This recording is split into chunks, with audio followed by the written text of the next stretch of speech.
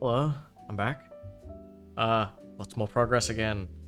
It's been quite a while actually since I last made one of these videos. I uh, I've been hard stuck in the engine work for a little while now, but you're gonna see some really big improvements because it's been, I think, about maybe a month and a half since I actually last recorded one of these videos. And quite a bit has changed. Like not okay. This is all just engine work, right? But it's pretty good. I'm very happy with all of the work that I've been doing over the last few weeks, and we get to see it pretty much immediately. So let me show you. Test. So we have a console. That's cool. Huge fan of that. This is making it really nice to test a lot of things. I don't know if I showed off that the minimap has changed. That might have changed during the time that I was gone. Oh my goodness, there's been a lot that's changed. So actually, we'll just go over what I'm doing right at the moment and how close I am to actually working on making a game. And not just making engine. So, at the moment, I'm trying to fix up the last few remaining desyncs. I lied in that video, like 3 videos ago. There's still desyncs in the game, but we're really close now. I promise, I swear. Yeah, so I'm working on fixing the last few of those desyncs. The game is very stable. Like, it's almost there. It's almost there. So there's last few things to fix, but to find all of those bugs, I've had to implement like a ton of dev features. So let's go over. Let's place an enemy. We'll just place a bunch of enemies in the world, right? Wow, there's a bunch of them. Their AI is messed up right now, but that's okay. Pause. Next frame. I have control of everything in the game. In fact, I can even change the game speed multiplier. Let's go 0.01 and then play. And you'll see that these guys are gonna kind of like tick towards me. So this is going really, really slowly. Yeah, and if I go back to 1, they're gonna try and get me. So pause. This has been really useful for debugging, and I'll show you why now. We'll what we're gonna do is we're gonna connect to self. So you can't see anything that's changed yet because I'm actually just connecting. We'll go next frame. When we go to the next frame, you'll see this is a second client that's spawned in, right? This is actually, like, connected to the server and everything like that. I think I've shown this off before, but this is an entirely, like, another player, right? And this is properly simulated in that if there's a desync or something, it'll get notified. So I can actually manually cause a desync, right? And go next frame. And you can see there's two clients here, and they're not mismatched, but they were both there that before, you just couldn't see them both. Now that they've desynced, if I go to the next frame, it'll actually report that. Desync, up there. And there's a resync button, right? I think, yeah, they're in very slightly different positions. I don't know why it was like that before. I think that's probably a step timing issue. I'll fix that later. But if I click resync, they resync. They're properly overlapping now. Next frame. And we're saying synced. And, play. Yeah. Oh, that guy died. Okay. We're gonna set this up again. But, yeah, so I've been doing a ton of engine work to actually make game development and this testing way easier for myself. It takes a lot of time, but it does save a lot of time. It's like making test cases and stuff, which I've also been doing, right? Yeah. All connected stuff. Now, desyncs. Let's talk about those and how we test them and all that stuff. So we're going to go to... So this is the app data. This is where all of the game stuff gets saved. So these are the Unity logs. This is the settings for the game, right? I showed this off before, but you can see we got a big JSON file of all of the different settings and the custom palettes that you can input in here if you wanted to. But we also now have sessions. So here, this is information about different sessions during runtime, right? So if I'm actually playing the game a little bit and I'm doing stuff, you can see nothing gets logged in there. But if I cause a desync, and we're just gonna pause immediately, well, we can see nothing's gotten logged in there, but if we resync, we're going to be getting, here we go. So this is a log file from the client that was connected to the server. When you click resync, you actually compare your old state versus the new one and print out some like JSON files with all of the information in those. So let's have a look at both of these. I've got a plugin in Notepad++ that lets me compare files, and we can go over this, and this logs out a ton of entity information about the two different states that they were in, right? And so this first big chunk, this is all the this is all singletons, so kind of like the game control information.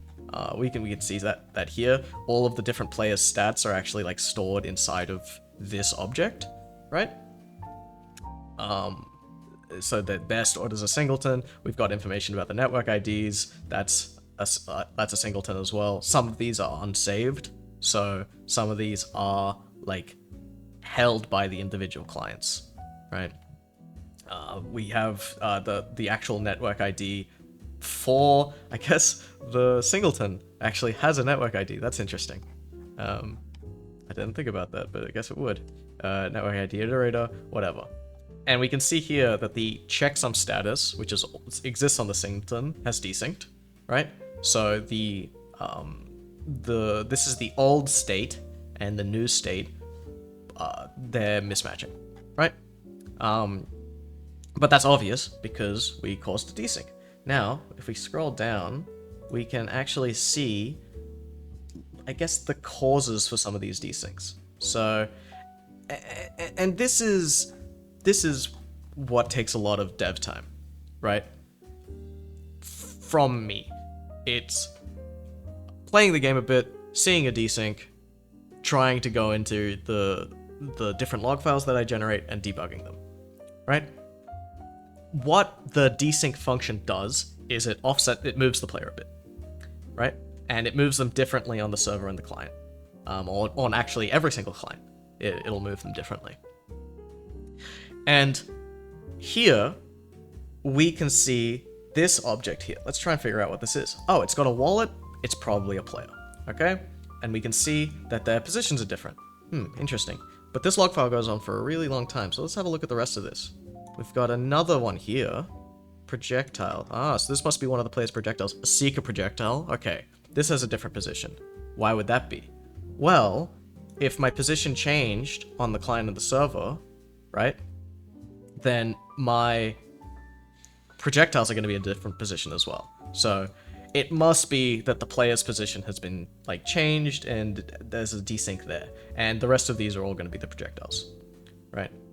And so this is me figuring out what a desync is. I don't know what this is, but we're going to ignore that. Yeah. So this is me knowing what a desync is, right? Really, this is a really, really handy log, but we even have more logs than that. So, play.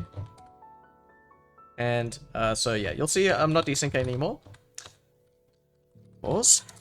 What I can also do is I can start journaling. right? And so if I go next frame, next frame, so we're going to see in the files, there's no new files getting generated here, but, well, I'll desync, I'll go next frame,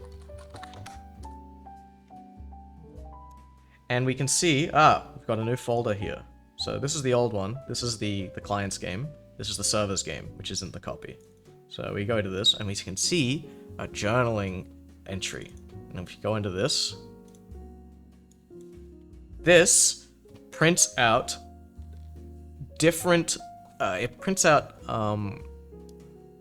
systems that had different information going into them during that frame, right?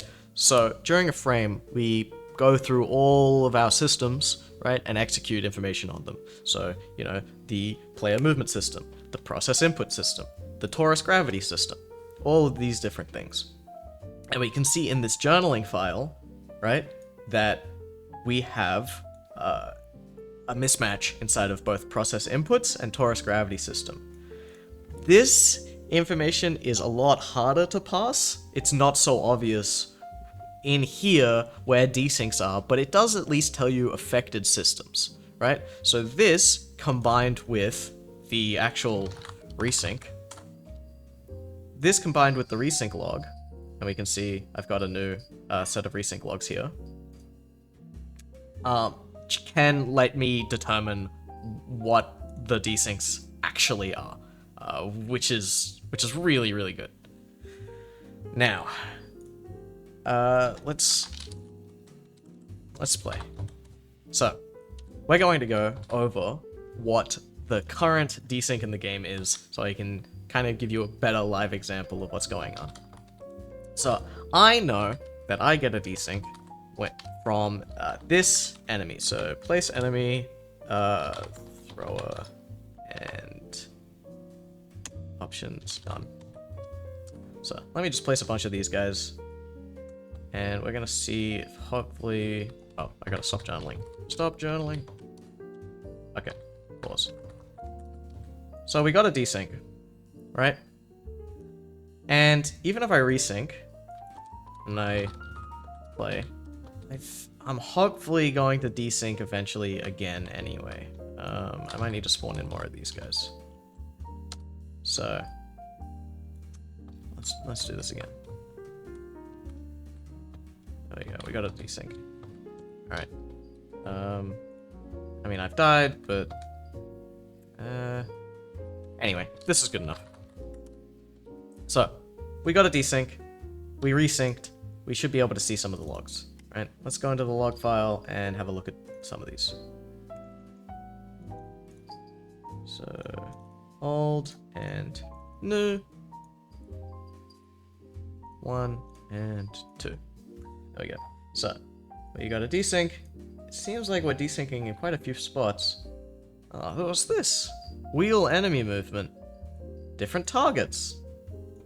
Well, that's strange. How do the enemies choose their targets? Let's go to the wheel file. Enemy, wheel, enemy movement authoring. This thing is used by... Let's see, generic enemy movement. Here we go. So, they choose their target using this get closest method.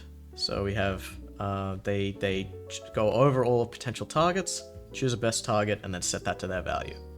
So, something is going wrong here, such that their target is getting chosen differently on different clients. Right?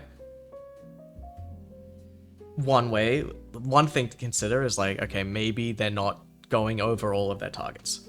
Maybe they're just doing like the first target in the list. Let's have a look at that. So targets, for target, they go over all of them, and then choose the best one. Okay, well that's not it. A little. So, the next thing that could potentially... No. The next thing that could potentially be causing this problem is... well, I mean, let's have a look at the log file again. Is there anything else that's going on here? No, they've all just chosen targets differently.